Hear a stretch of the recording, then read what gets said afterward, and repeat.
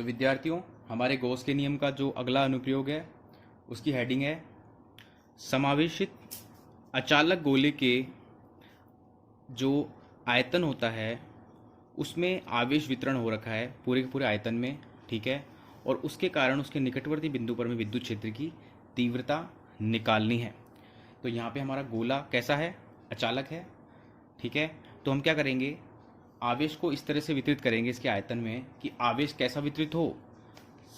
समरूप वितरित हो। कैसा हो? समरूप आवेश का वितरण हो। और किसके अंदर वितरण हो? आयतन के अंदर वितरण हो, ठीक है। आयतन यानी V, ठीक है। तो यहाँ पे जिस घनत्व की बात की जाएगी उसको हम बोलेंगे आयतन आवेश घनत्व, ठीक है। तो हम सबसे पहले डायग्राम बनाते हैं कि ये हमारा क्या हो गया, ये हमारा अचालक गोला हो गया। और इस अचालक गोले के आयतन में हम आवेश को वितरित कर देते हैं। मान लीजिए हमने इसमें Q आवेश समान रूप से यूनिफॉर्मली इसके अंदर हमने डिस्ट्रीब्यूट कर दिया। देखिए इस तरह से हमें इसको डिस्ट्रीब्यूट करना है। और हमारा जो ये अचालक गोला है इसका जो केंद्र बिंदु है वो हमने ले लिया O, ठीक है। ये O उसका केंद्र बिंदु हो गया। अब देखिए इसके अंदर जो आवेश है वो इसके आयतन के अंदर वितरित है, इसलिए यहाँ पे जो आवेश घनत्व होगा वो क्या हो जाएगा हमारा? रो। क्या हो जाएगा? रो। रो जो होता है उसका मतलब होता है आयतन आवेश घनत्व। हम जो हमारी जो पहली कंडीशन ले रहे हैं इसके अंदर जिस बिंदु पे हमें विद्युत क्षेत्र की तीव्रता निकालनी है वो बिंदु हमारे अचालक गोले के निकट ही स्थित है, लेकिन बाहर स्थित है। कहाँ स्थित है? इससे बाहर स्थित है। तो यहाँ पहली कंडीशन हम लिख देते हैं। तो देखिए हमने अपनी पहली कंडीशन लिख दी, जब बिंदु P गोले के बाहर स्थित हो। तो आप खुद सोचिए, यदि बिंदु P को मैं बाहर रख देता हूँ, यहाँ रख दिया मैंने, तो केंद्र बिंदु O से P की जो दूरी होगी वो क्या होगी? हम क्या लेते हैं? R, ठीक है। ये हमने ले ली R, मान लिया हमने R दूरी ले ली, ठीक है। और हमारा जो गोला है उसकी जो त्रिज्या है वो है कैपिटल R। वो कितनी है? Capital R। तो अगर R और कैपिटल R के बीच में संबंध देखें तो क्या संबंध है? जो हमारा स्मॉल r है वो ग्रेटर देन है हमारे कैपिटल R से, यानी गोले की त्रिज्या से R जो है वो बड़ा है, ठीक है। ये लिख सकते हैं यहाँ से। अब देखिए हमें इसकी बीच इसकी तीव्रता निकालनी है, तो हम यहाँ पे गॉस की प्रमेय का यूज़ करेंगे, ठीक है। तो गॉस की प्रमेय का जब यूज करते हैं तो जिस बिंदु पे हमें विद्युत क्षेत्र की तीव्रता निकालनी है उस बिंदु को हम गाउसियन पृष्ठ पे लेते हैं। तो यहाँ पे जो गाउसियन पृष्ठ बनेगा वो कैसा बनेगा? गोलीय गाउसियन पृष्ठ। तो हम कौन से पृष्ठ की कल्पना करेंगे? गोलीय गाउसियन पृष्ठ की यहाँ पे हम कल्पना करेंगे, ठीक है। इस तरह से गोल बनाना है पूरी तरह से, ठीक है। थोड़ा सा ये फ्लैट हो गया, आपको पूरा गोल बनाना है, ठीक है। तो हमने बना दिया यहाँ पे गाउसियन पृष्ठ। क्या है ये? गाउसियन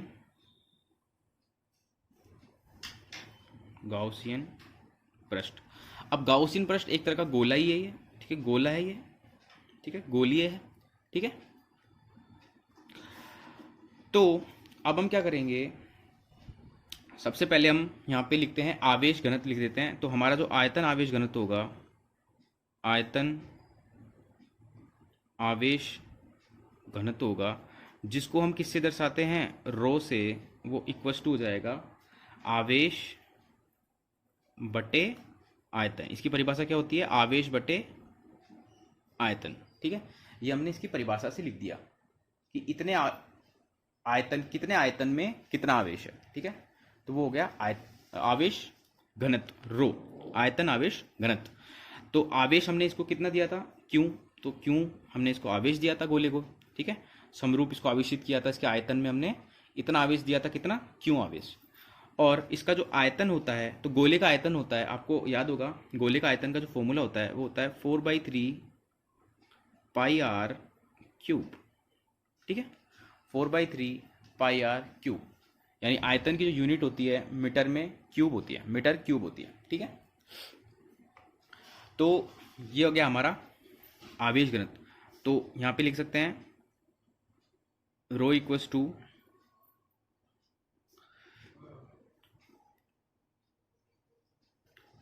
3 ऊपर चला जाएगा और ये बचेगा 4 पाई कैपिटल आर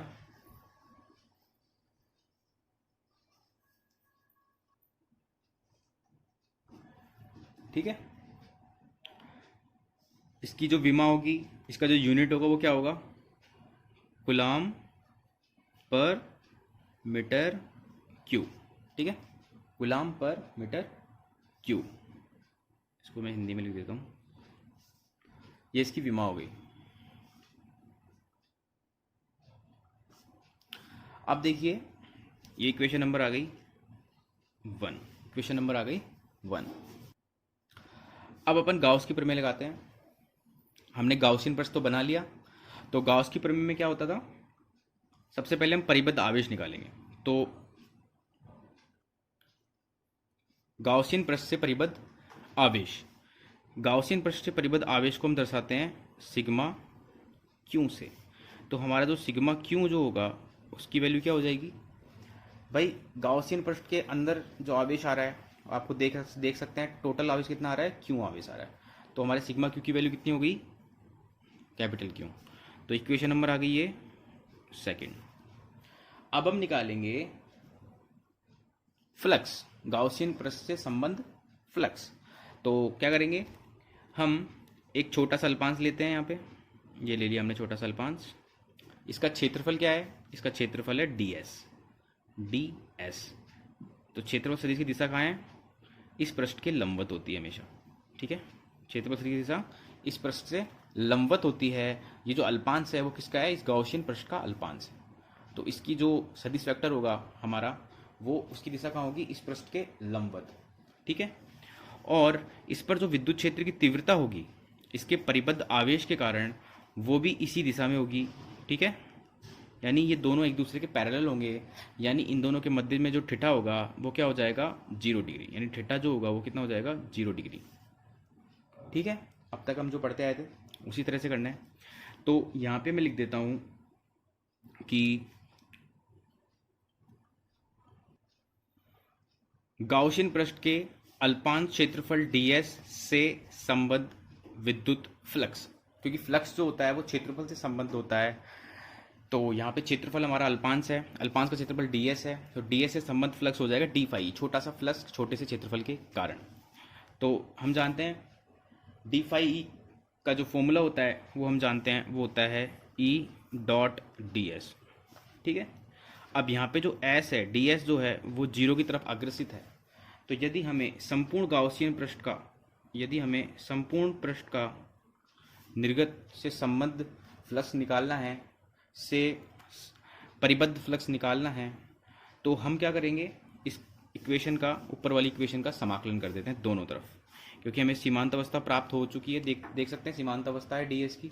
तो यहाँ पे समाकलन लगेगा, तो समाकलन करेंगे तो d फाई का समाकलन क्या होता है, फाई ई होता है, और इसको हम लिख सकते हैं E डॉट ds, और इसको हम लिख देंगे E D S cos theta, ठीक है। डॉट प्रोडक्ट को हम ऐसे लिख सकते हैं E D S cos theta. Theta यहाँ पे ई और डी एस के बीच का कोण है, जो कि मैंने बताया कि इस वाले जो डायग्राम के अंदर देख सकते हैं, यहाँ पे जो डी एस है और ई है उनके मध्य कोण कितना है, थीटा इक्वल्स टू 0 डिग्री। तो कोस 0 की जो वैल्यू होती है वो क्या होती है, 1। तो हमारे पास में फाई ई इक्वल्स टू कितना बचेगा, ई डी एस, कितना बचेगा, ई डी एस, ठीक है। अब देखिए ई जो है इसकी बात करते हैं।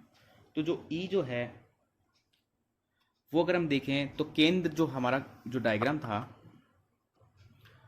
इसके अंदर आप देख सकते हैं जो ई होगा वो प्रत्येक बिंदु पर समान होगा। क्यों, क्योंकि यहाँ पे जो बिंदु ओ है, जो हमारे गोले का केंद्र बिंदु है, साथ साथ में ये जो गाउसियन पृष्ठ है उसका केंद्र बिंदु भी ओ है। तो इससे समान दूरी पर ये जो गोला, जो दूसरा हमारा गोला है, उससे उसके जो बिंदु होंगे वो इससे समान दूरी पर स्थित होंगे, इस तरह से, ठीक है।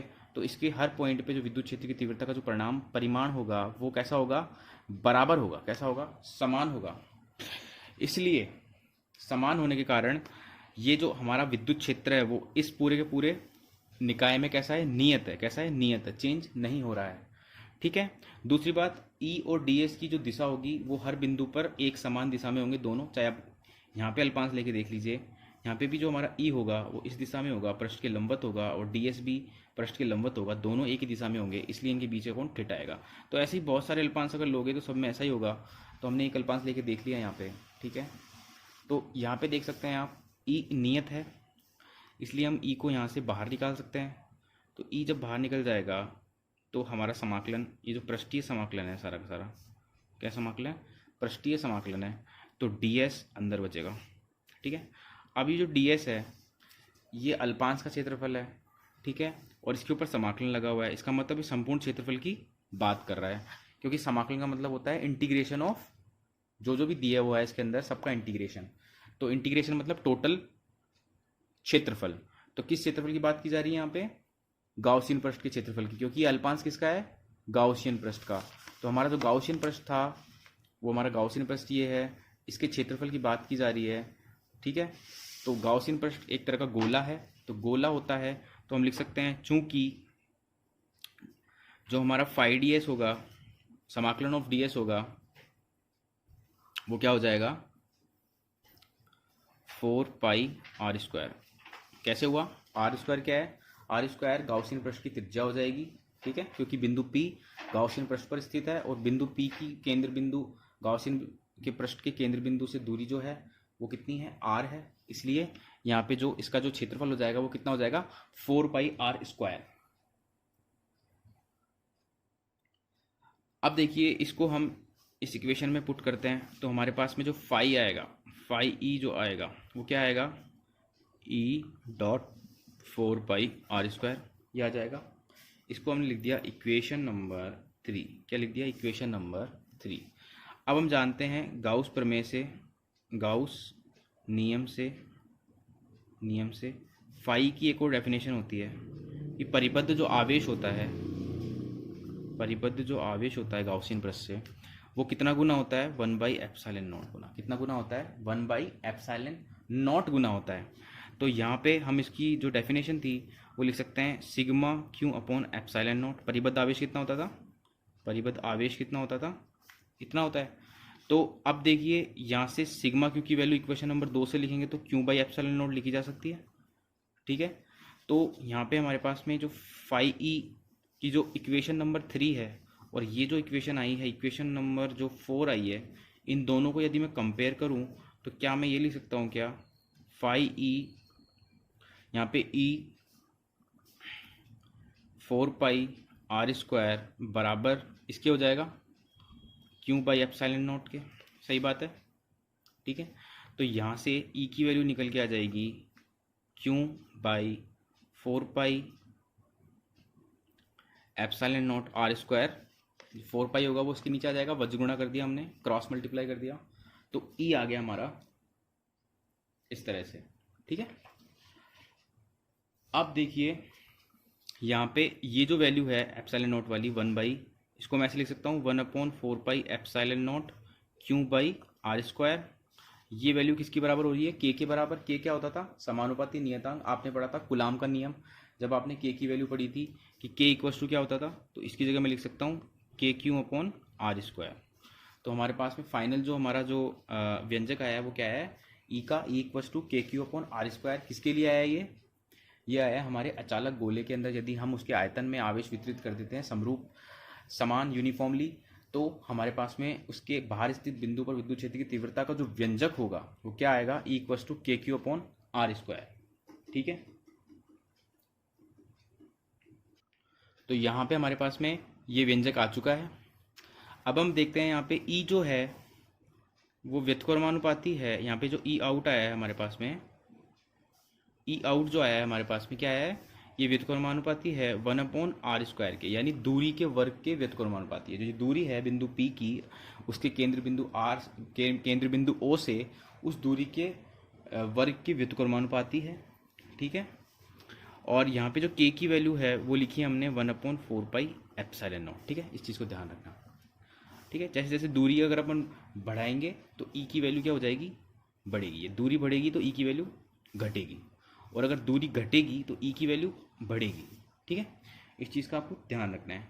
अब यदि हम ये जो वैल्यू हमने निकाली है ई आउट की, यदि इसको घनत्व के पदों में निकालें, घनत्व रूप में निकालें यदि, तो क्या हो जाएगा, यहाँ पे क्यू की वैल्यू को आप घनत्व के रूप में लिख सकते हो, क्योंकि आपको पता है कि आप लिख सकते हो यहाँ पे ई इक्वल्स टू, ठीक है, यहाँ पे जो हमारा क्यों होगा उसकी वैल्यू यदि मैं पुट कर दूं और के की वैल्यू अगर लिख दूं मैं, तो हमारे पास में क्यों जो होता था वो क्या होता था, रो इक्वस टू क्या होता था, रो इक्वस टू होता था आवेश बटे आयतन। आयतन था 4/3 पाई आर क्यूब। ठीक है, ये हमारा आयतन था।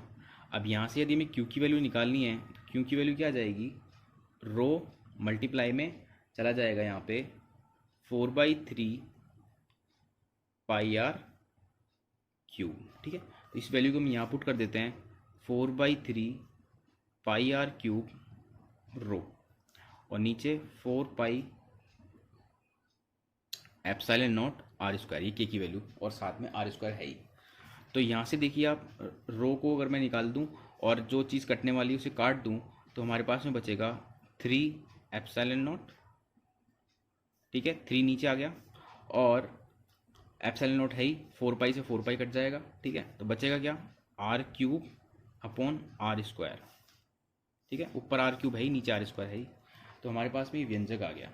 किसका आ गया व्यंजक, ये ई का। किस पदों में आ गया, रो के पदों में। रो यानी हमारे आवेश घनत्व के पदों में। तो आपको दोनों पदों में याद रखना है। एक तो हमेशा आवेश के पदों में आवेश होना चाहिए उसके अंदर, फॉर्मूले के अंदर, उस पदों में आपको ई आउट की वैल्यू याद रखनी है, और एक घनत्व के पदों में ई आउट याद रखना है। ठीक है, दोनों आपको पता होने चाहिए। अब इसका हम सदिश रूप में इसको अगर चेंज लिखें इसको, तो इसका जो सदिश रूप होगा, सदिश रूप में यदि हम इसके लिखते हैं, तो इसका सदिश रूप क्या हो जाएगा, ई सदिश ई आउट सदिश इक्वस टू हो जाएगा 1/4 pi epsilon naught q upon r square, और इसकी दिशा आर कैप की दिशा के अंदर है, यानी देख सकते हैं आप। ठीक है, तो यहाँ पे इसकी दिशा बता रहा है आर कैप। ठीक है, तो ये हो गया इसका सदिश रूप, आप देख सकते हैं यहाँ पे। अब हमारी जो दूसरी कंडीशन थी, यदि हमारा बिंदु P जो है, बिंदु P जो है वो पृष्ठ पर स्थित हो, गोले के पृष्ठ पर स्थित हो, तो क्या होगा। तो बिंदु P यदि पृष्ठ पर स्थित हो तो क्या होगा, यहाँ पे जो R होगा वो बराबर हो जाएगा कैपिटल R के। तो जहाँ जहाँ भी आपको यहाँ पे स्मॉल r दिखाई दे रहा है, उसकी जगह आप कैपिटल R रख सकते हो। तो हमारे पास में फॉर्मूला था ई आउट का, तो यहाँ पे ई आउट का फॉर्मूला ई एस का बन जाएगा। यदि हम इस फॉर्मूले के अंदर R की जगह कैपिटल R लिख देते हैं, तो फॉर्मूला बनेगा हमारा 1/4 pi epsilon naught q by r square. यहाँ पे हमने क्या किया, R equals to r put कर दिया इस इक्वेशन के अंदर। तो हमारे पास में ये हो गया सरफेस। जो सरफेस होगा उसका मतलब गोले के सरफेस पे यदि बिंदु P रख दें, जो समरूप आवेश के आयतन के अंदर जो वितरित आवेश है उसके कारण बिंदु P पर विद्युत क्षेत्र की तीव्रता होगी, उसका व्यंजक हो जाएगा E S equals to 1/4 pi epsilon naught q upon r square. ठीक है, इसको आप के की फॉर्म में भी लिख सकते हो। के की वैल्यू यदि मैं लिख दूं तो क्या हो जाएगा, के क्यू अपॉन आर स्क्वायर। ठीक है, के क्यू अपॉन आर स्क्वायर।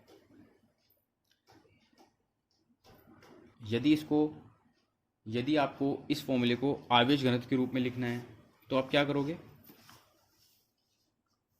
तो आवेश घनत्व में अगर आप इस फॉर्मूले को लिखना चाहते हो तो आपको ये फॉर्मूला बनेगा आपका, क्यू की वैल्यू पुट कर दोगे तो आपका फॉर्मूला बन जाएगा 1/3 रो आर बाई एप्सिलॉन नॉट। ठीक है, तो ये हो गया आवेश घनत्व के रूप में। ठीक है, क्यू की वैल्यू जब पुट करोगे, मैंने बताई थी आपको क्यू की वैल्यू कैसे निकालते हैं। ये हमारे क्यू की वैल्यू हो गई। इस वैल्यू को जब आप इसकी जगह रखोगे तो आपको ये वैल्यू मिलेगी। ठीक है, ये जो 1/3 रो आर बाई एप्सिलॉन नॉट। अब इसका अपन सदिश रूप लिखते हैं। सदिश रूप, तो ई सरफेस का सदिश रूप यदि लिखें तो सिंपल है। हमारे पास में इसकी घनत्व के रूप में वैल्यू थी, कितनी थी, 1/3 rho capital R by epsilon naught R cap. ठीक है, तो ये आर कैप्स की दिशा दिखा रहा है, इसका मतलब क्या है, ये पृष्ठ के लंबवत है। कैसा है, पृष्ठ के लंबवत है, पृष्ठ के लंबवत दिशा के अंदर लगेगा मतलब।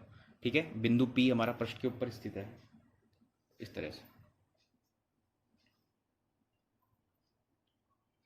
अब बच्चों हम ले रहे हैं तीसरी कंडीशन ले रहे हैं, जब हमारा बिंदु पी हमारे जो हमारा आवेशित गोला है, अचालक गोला है, उसके अंदर ही अगर वो स्थित हो तो विद्युत क्षेत्र की तीव्रता किस तरह से प्राप्त होती है वो हम देखते हैं। तो हमारी हेडिंग है, तो यदि बिंदु पी गोले के अंदर स्थित हो तब विद्युत क्षेत्र की तीव्रता। तो इस स्थिति में हमारा आर जो होगा वो छोटा होगा, किससे, कैपिटल आर से। देखते हैं डायग्राम के अंदर। तो ये हमारा हो गया आवेशित अचालक गोला, जिसके आयतन के अंदर इसका आयतन v है। इस v आयतन के अंदर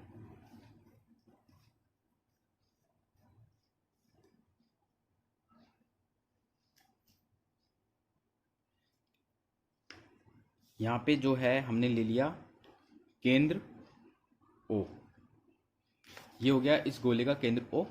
ठीक है, और इस केंद्र O से R दूरी पर, ये R दूरी ले ली, इस पर एक बिंदु P रखा हुआ है, यह बिंदु P है।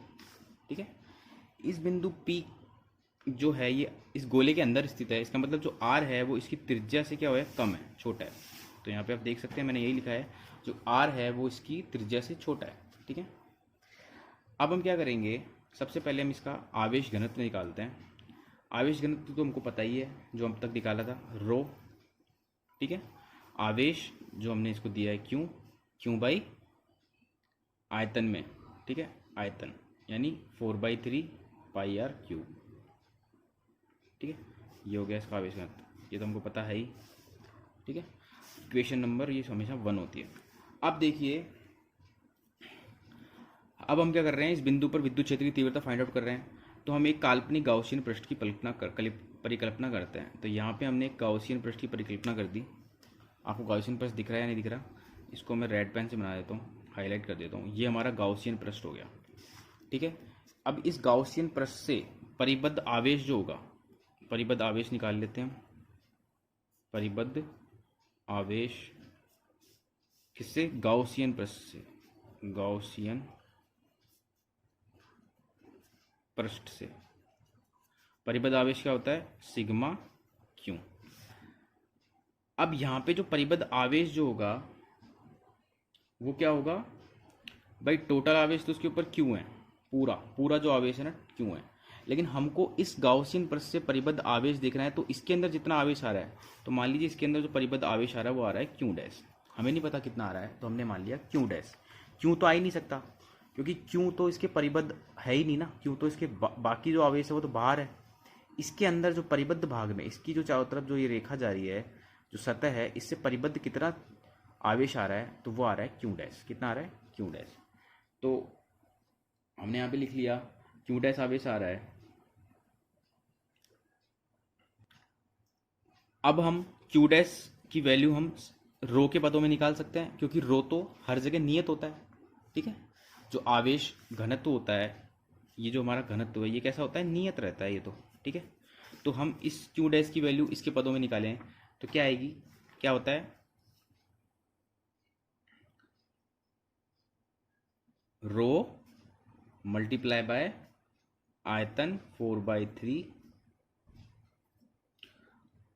Small r cube. Small r cube क्यों किया, क्योंकि हम इसके अंदर जो है क्यू डैश की वैल्यू फाइंड आउट कर रहे हैं, इसके अंदर परिबद्ध आवेश की वैल्यू फाइंड आउट कर रहे हैं, किसके पदों में, आवेश घनत्व के पदों में। ठीक है, अब देखिए यहां पे रो की वैल्यू को हम क्या लिख सकते हैं, यहाँ पे इक्वेशन नंबर 1 से रो की वैल्यू आपको दे रखी इक्वेशन नंबर 1 में। तो यहाँ पे रो की वैल्यू आ जाएगी क्यू की फॉर्म के अंदर, q dash equals to q upon 4/3 pi capital are cube, और यहाँ पे जो इसका आयतन आ रहा है, क्या आ रहा है, 4/3 पाई स्मॉल आर क्यूब।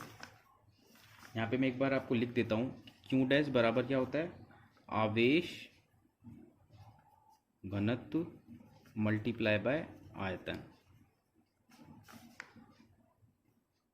ठीक है, आवेश घनत्व रो है, आयतन इसका लिख दिया अपन ने 4/3 r³। ऐसे हमने q डैश की वैल्यू को यहाँ पे रो की वैल्यू पुट कर सकते हैं इक्वेशन नंबर 1 से। तो हमारे पास में इस तरह से एक इक्वेशन आएगी। इसको थोड़ा सा हम सॉल्व करते हैं। सॉल्व करोगे तो आपको यहाँ पे q r³ by r capital R³ मिलेगा, क्योंकि यहाँ पे 4/3 जो है उससे 4/3 कट जाएगा और नीचे बचेगा r³ और ऊपर बचेगा स्मॉल r³। तो वो आप यहाँ पे देख सकते हैं। ठीक है, तो एक इक्वेशन आ गई q डैश की, क्या आ गई, q r³ by capital R³। ठीक है, इक्वेशन नंबर इसको लिख सकते हैं अपन 2। ठीक है, अब हम क्या करेंगे, यहाँ पे हमें परिबद्ध आवेश आ गया q की फॉर्म में। ठीक है, ये हमें इस तरह से इक्वेशन चाहिए थी।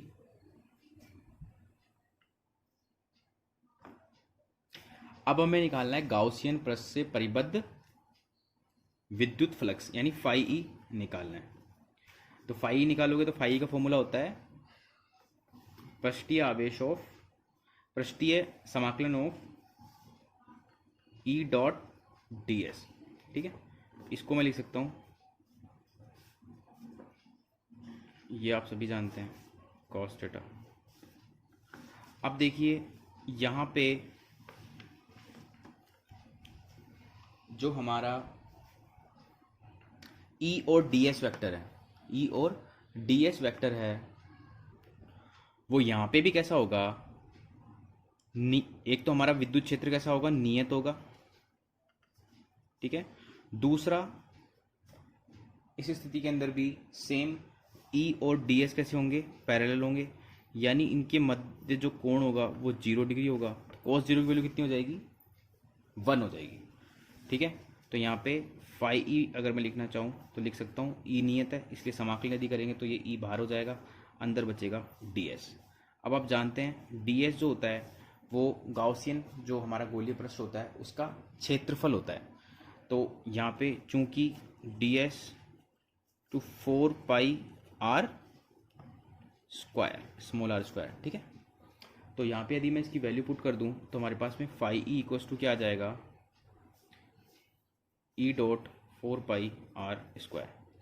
इक्वेशन नंबर आ गई मेरे पास में ये 3। कौन सी आ गई, इक्वेशन नंबर 3।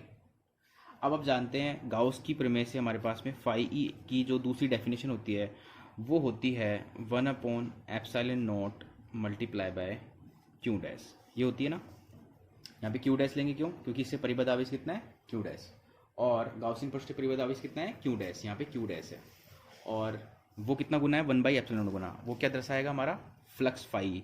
तो इक्वेशन नंबर 4। अब इक्वेशन नंबर 3 और इक्वेशन नंबर 4 को जब हम कंपेयर करते हैं तो देखते हैं दोनों की वैल्यू इसके बराबर है। इसका मतलब ये वैल्यू और ये वैल्यू भी बराबर हो जाएगी। तो हमारे पास में नीचे हम लिखते हैं ई 4πr स्क्वायर बराबर हो जाएगी Q dash upon epsilon not के। ठीक है, q dash upon epsilon not के। तो यहाँ पे क्यू डैश की वैल्यू यदि मैं पुट करूँ तो यहाँ पे Q r³ by epsilon not r³, क्योंकि आपको पता है आपने क्यू डैश की वैल्यू निकाली थी इक्वेशन नंबर 2 से।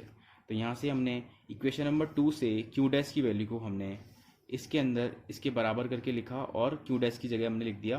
तो हमारे पास में ये वाली एक्सप्रेशन आएगी, ये वाला व्यंजक आएगा। अब इस व्यंजक के अंदर आप देख सकते हैं, यहाँ से आप देख सकते हो जो ई होगा और इसकी जो वैल्यू होगी, यहाँ से देख सकते हो इसके अंदर और इसके अंदर। तो ई की वैल्यू हमको निकालनी है, 4πr स्क्वायर इसके मल्टीप्लाई में चला जाएगा तो ये बचेगा क्यू r³ अपॉन 4πε0 r³ और r स्क्वायर। ठीक है, r स्क्वायर को अपन ऊपर ले लेते हैं, Q small r³ small r -2 की पावर -2 और यहाँ पे 4πε0 r³।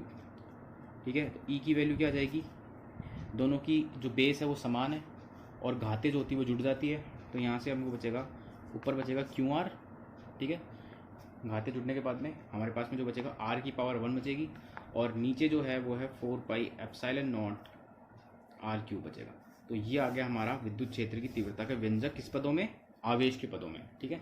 यदि आपको घनत्व के पदों में निकालना है तो आपको क्यू की जगह, जो क्यू होता है उसकी जगह आपको क्या पुट करना पड़ेगा, क्यू इक्वल्स टू आयतन के रूप में, आयतन जो होता था हमारा 4/3 pi capital are cube multiply by rho, ये वैल्यू आपको पुट करनी पड़ेगी, जो हमारी इक्वेशन नंबर 1 थी ना, वहाँ से हमने निकाली है, ठीक है। तो इस वैल्यू को जब आप क्यू की जगह पुट कर दोगे तो यहाँ पे हमारा जो ई होगा उसकी घनत्व के रूप में जो वैल्यू आएगी वो आएगी, देखो ऊपर पुट करोगे तो ऊपर अपन लिख सकते हैं 4πr³, ठीक है, 4πr³ और रो, और साथ में आर अपना है ही। नीचे, इसके नीचे क्या है, बटे में 3 है तो 3 ऐसे कैसे नीचे आ गया, और क्या है, और हमारा 4 है, 4πε0 है ही, और r³ है ही। तो यहाँ से r³ से r³ कट गया, 4π से 4π कट गया, तो क्या बचेगा हमारे पास में, ρr/3ε0, ठीक है। तो ये आ गई हमारी ई की वैल्यू, किसके पदों में, आयतन आवेश घनत्व के पदों में। तो ये हो गया 3ε0। तो यहाँ पे आपको दोनों वैल्यू को पता होना चाहिए, एक ये वाली वैल्यू भी पता होना चाहिए और एक आपको ये वाली वैल्यू भी पता होनी चाहिए। दोनों वैल्यू आपको पता होनी चाहिए। दोनों विद्युत क्षेत्र की तीव्रता का व्यंजक है, एक घनत्व के पदों में है, ये वाली घनत्व के पदों में है, और ये जो है आवेश के पदों में है। अब इसका हम सदिश रूप लिख लेते हैं दोनों वैल्यूओं का। यदि हम इसका सदिश रूप लिखें, सदिश रूप विद्युत क्षेत्र की तीव्रता का, तो हमारे पास में तो ई सदिश इक्वल्स टू 1/4πε0 Q/r³, और ये हो गया हमारा, जो हमारा ये आर की दिशा में हमारा विद्युत क्षेत्र की तीव्रता जो है, आर कैप क्या दिखा रहा है, विद्युत क्षेत्र की तीव्रता की दिशा दिखा रहा है, ठीक है। और घनत्व के रूप में सदिश रूप क्या आ जाएगा, ρ/3ε0 आर कैप। तो ये आ गया हमारा सदिश रूप। अब देखिए, जैसा कि हमारे विद्युत क्षेत्र की तीव्रता का व्यंजक है जो आपको दिखाई दे रहा है, यहाँ पे आप इसको कंटेस्ट कर सकते हैं इस फॉर्मूले को।